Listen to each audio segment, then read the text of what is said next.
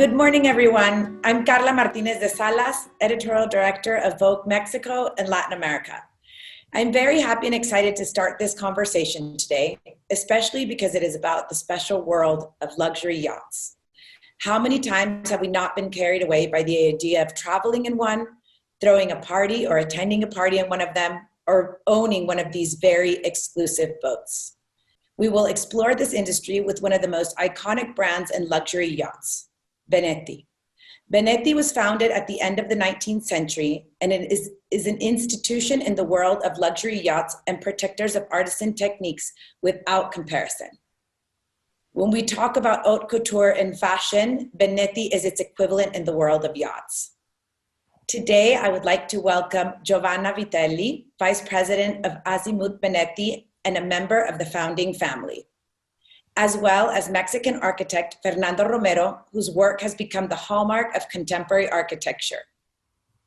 Hello, Giovanna. Hello, Fernando. Hello, Karla. Hello, everybody. ¿Qué tal? Muy buenos días. Un placer estar con ustedes esta mañana. Well, if we go back to 1873, when Benetti was founded by your predecessors, let's talk about the responsibility that comes with this inheritance. Can you tell us about being such part of such an important company dating back to 1873? What is it like to work for a brand with so much prestige and history? It's pride as well as responsibility. This is one of the oldest shipyards in the world. It's a nice story. The shipyard was founded by the Benetti family. It used to build sailing boats in wood. And then they invented at the beginning of the century, actually around the 50s, the very first mega yachts as the world knows them now. So they converted from wood to steel and aluminum and made these very elegant, very timeless navettas, which were chosen by all the VIPs, kings and queens of that time. The name became soon iconic.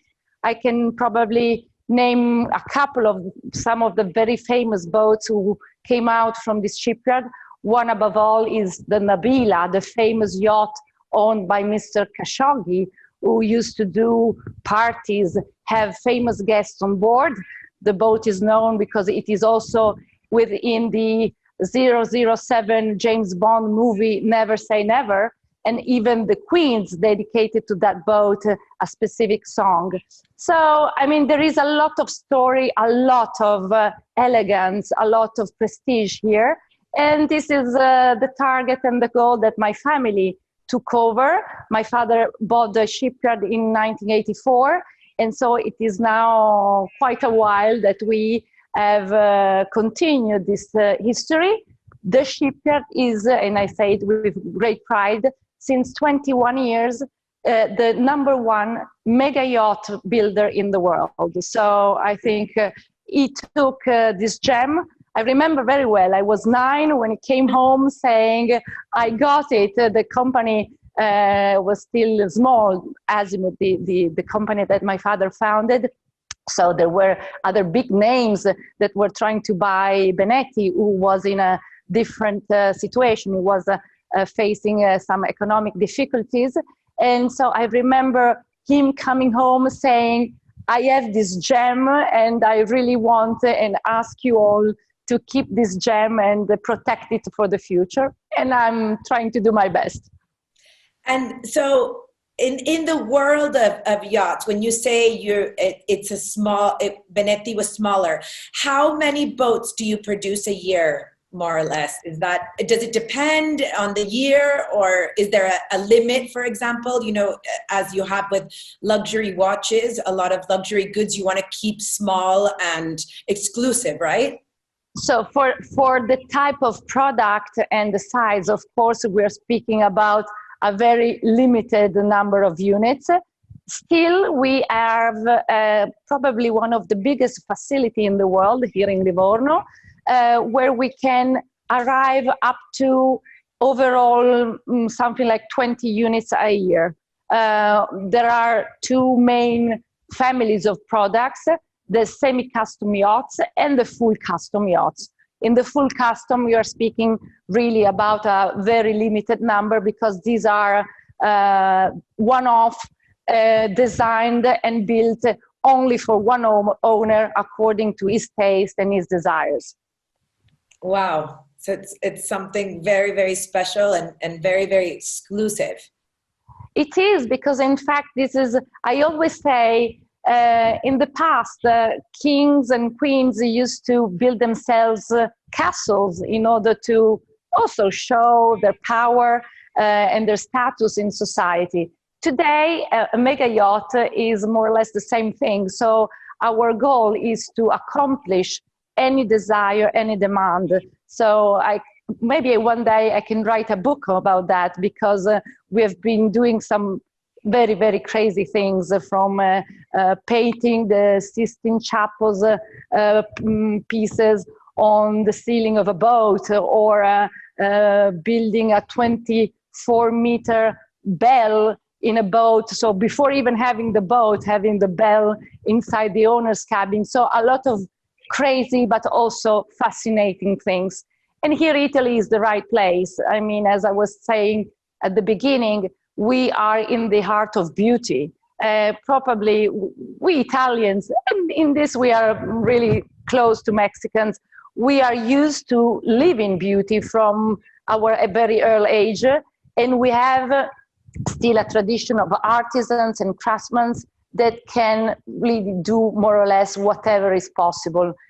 Most of these artisans are in their second, third generation and have been growing with us. So it really is an incredible partnership. Let's take marble, for example. Marble caves are just around the corner. And when we want to build a boat full of marble, which is very common, our customer is really taken into a journey, a customer experience, where he can even pick his own slab here and have it worked out by the hands of the artisans in front of him or her. So it is not just the final result, but I think the experience of building here in Italy, it's something unique. And I can also say, when our foreign customers arrive, there is also the part of culture, art, and even food, which make the whole journey particularly interesting. So it's this experience of Italy and being able to, especially with the yachts, the size, being able to customize something that's surrounded completely, with just your imagination, no? So I'm sure it's amazing to collaborate with your, not only your customers, but also with architects and designers that really can do literally like a house or a museum inside the boat. So it's really fascinating and interesting to hear. That's it. That is one of the most fascinating parts, this creative part, together with the innovation side. So I cannot recall any other product can combine these two souls.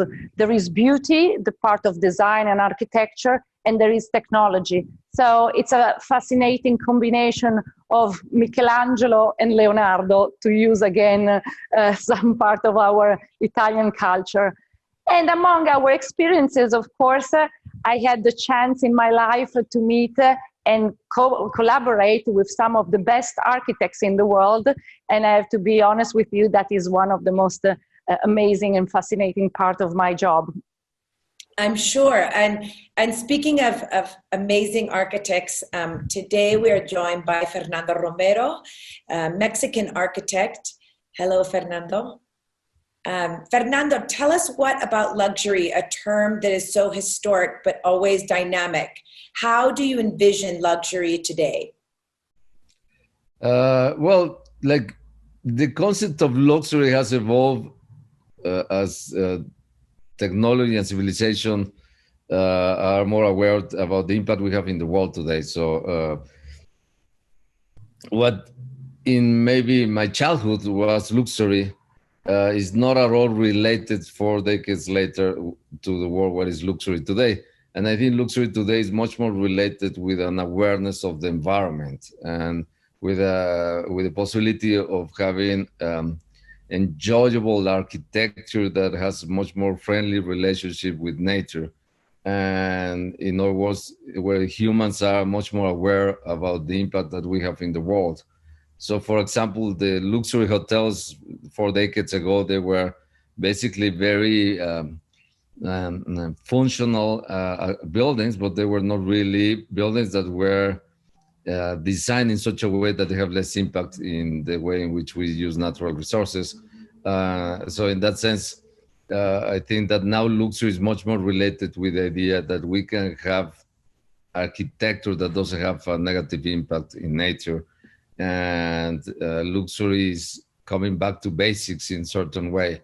We need to use technology and development to have a more efficient way to enjoy nature, to being able to work in a more efficient way, to be able to develop society in a more efficient way, but without having a negative impact in the world, right?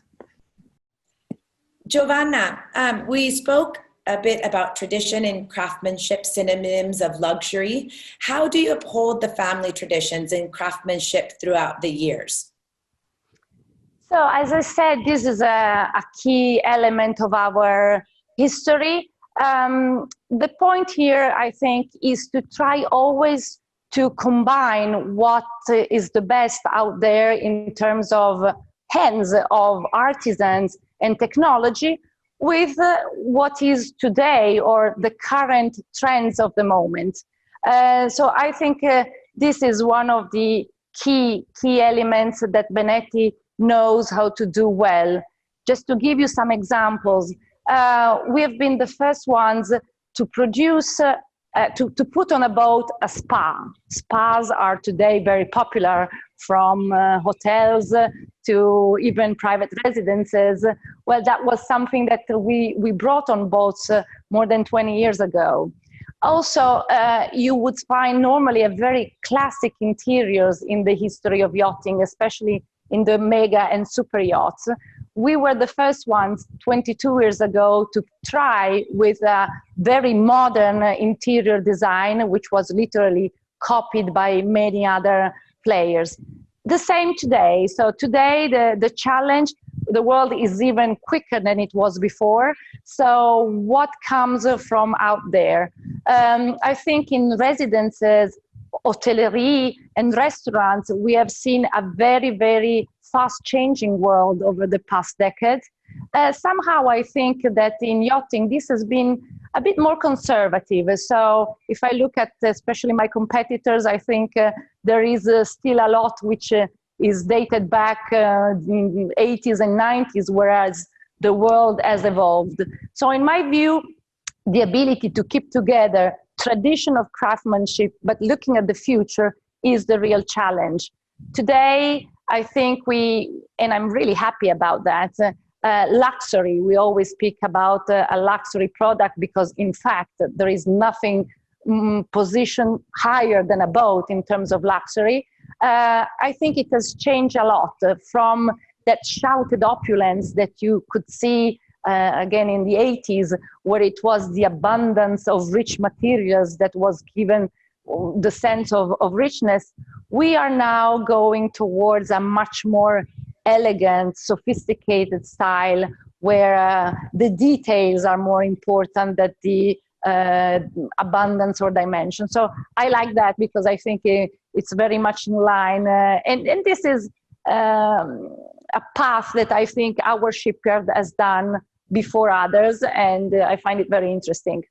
It's interesting that you say also that because spas and this idea of wellness, that everyone keeps talking about, especially this year, have been, implemented in yachts, because it's not something that you think of that you would be able to do traditionally, but it's very much goes in line with the ultimate luxury that it is to have a boat, that you'll be able to personalize these things and as well move in trends that are happening, in design, in home and furnishings, and not just clothing, right? It's kind of all moves together, which I think is really fascinating.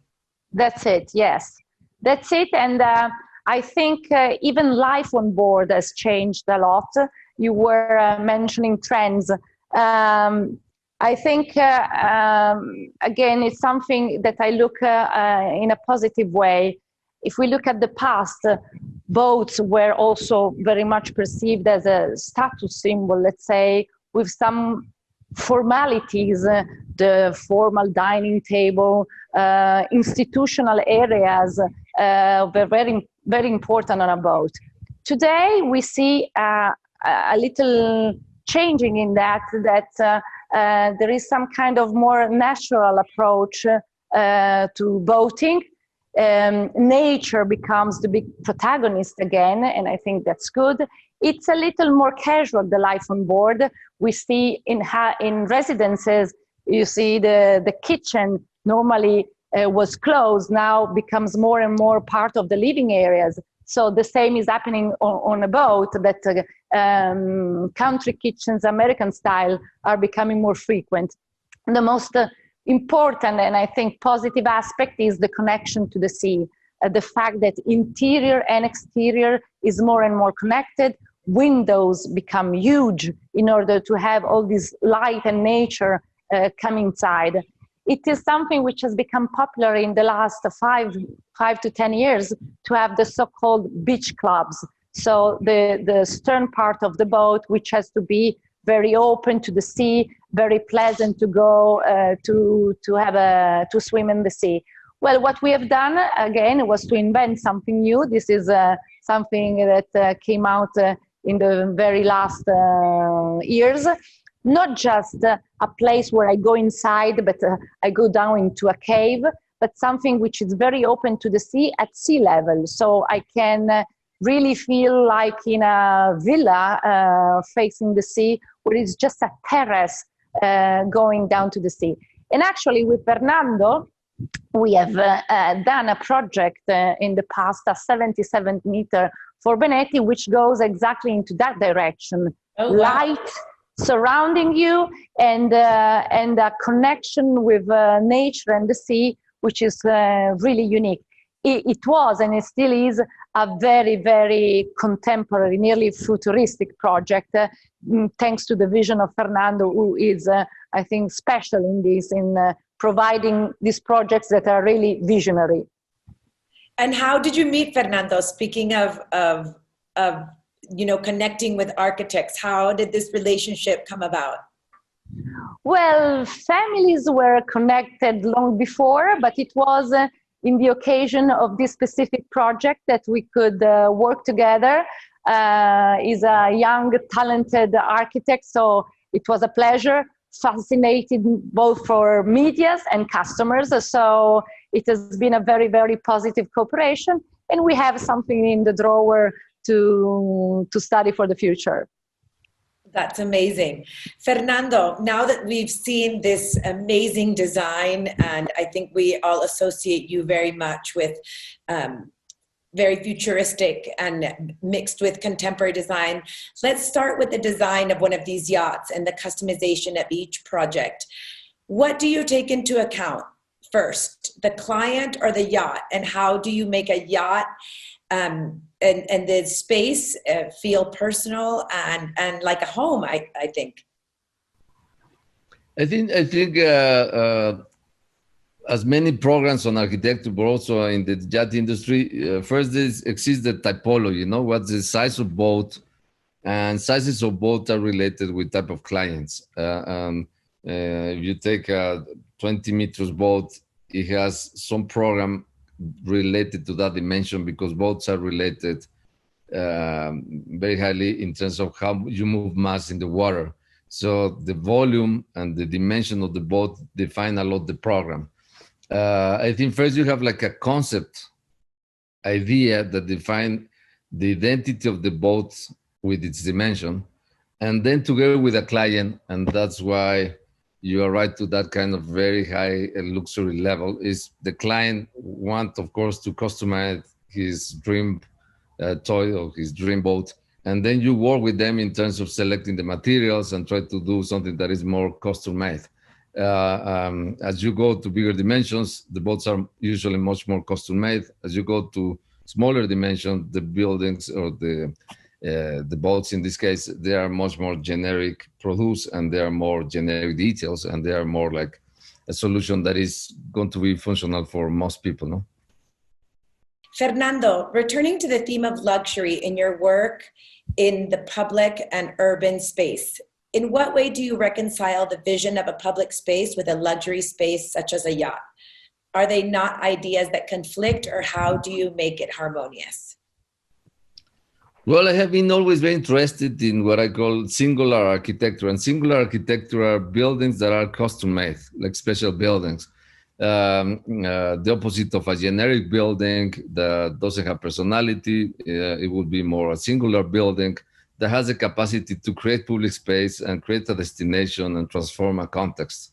So during my 30 years almost of thinking architecture, I have been always very interested in doing buildings that has the possibility to surprise you, that has the possibility to develop a context, that has the possibility to show the real potential of architecture, no?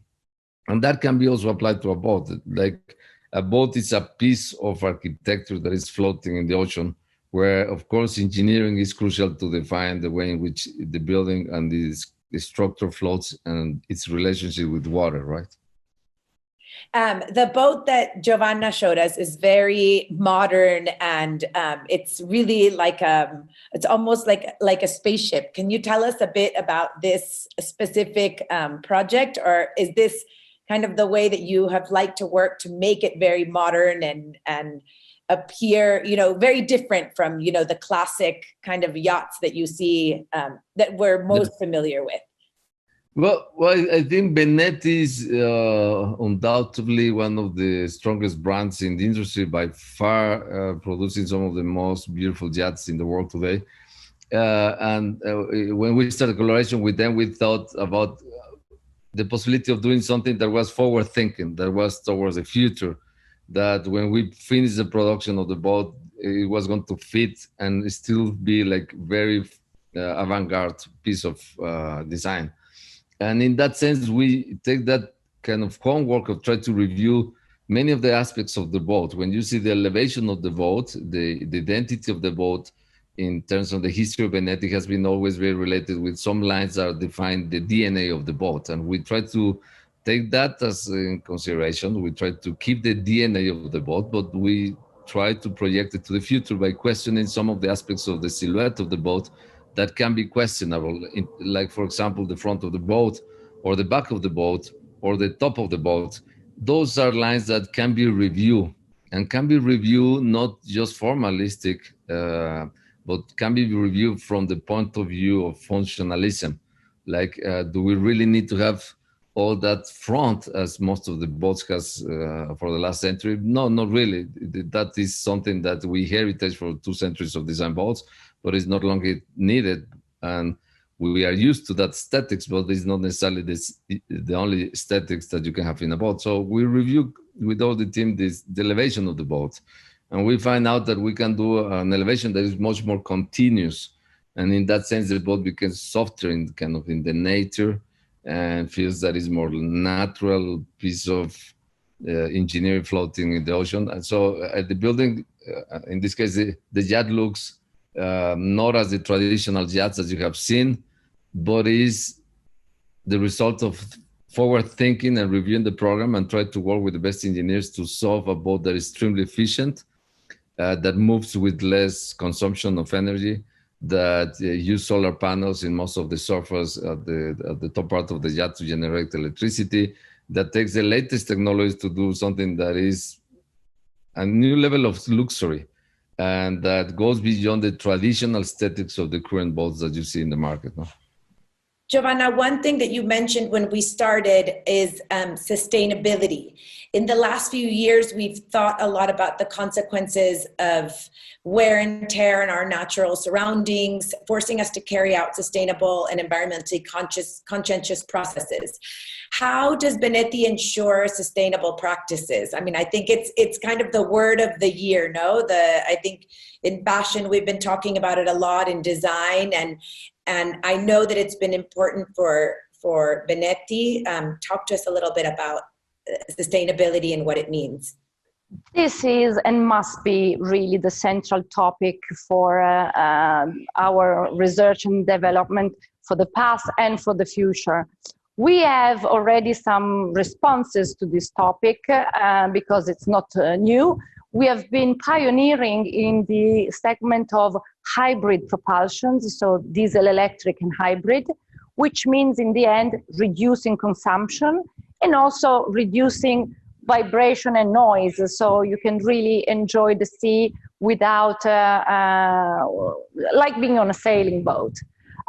We started even before year 2000 with a yacht called Ambrosia, which was over 65 meters, and currently we just have in the water here, just launched here in Livorno, the largest hybrid private yacht in the world. Wow. This is certainly a big path, a big way forward into that direction. There's also another big chapter, is the one of carbon fiber. Carbon fiber is a light material, and producing a lighter yacht means you need to install less power to move that boat. So again, is reducing consumption. Just to mention a couple of other features of this 108 meter in the water, the largest hybrid, there are a number of applications that we have studied there in order to bring to the rest of the range, meaning there is a way to reuse the waste of heat coming from the generators. So this heat is reused for other systems, as well as the water that comes from the condensation of air conditioning is used, for example, for toilets. So the system is independent, and the idea is to reuse whatever is produced. The next challenge is also on materials. Just like in residential, more and more we're going towards fabrics that are fully natural, leathers and so on, in order to complete the study also in whatever is inside the boat. Wow, so it's really something that you have been dedicated to as a company, which is so important.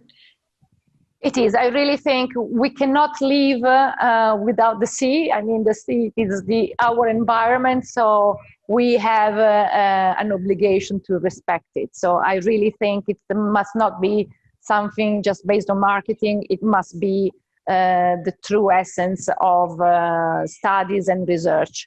And I think if I take in the size, let's say, where there is a larger number of units, so you can do some estimation, let's say in the area 30, 45 meters, the new generation of yachts we have produced is really granting a 30% less consumption than the previous generation. So right. Yes, this is something real.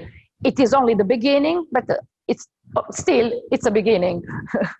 So there's always kind of this continued, I think, as in every industry, it is just more research, and with innovation comes this ability to be able to be more sustainable. So I think absolutely, we depend a little bit on the automotive sector, especially on batteries, because I told you the figures of how many boats we produce a year. Of course, those numbers are very, very small compared to the investments needed especially in the world of batteries. But automotive, in the end, is the same system, the same principle in batteries. So I hope that the fast changing world in that direction, I hope we will soon all drive full electric cars, will also be helping our research. On a personal note, for you, I mean, you must spend time on boats very much in the summer or during, the holiday season. How have you personally made your boat feel more at home? For example, how do you differentiate styles between where you live? And I can imagine that it might be fun to have a boat that's completely, colorful and maybe live in a more beige house, or vice versa.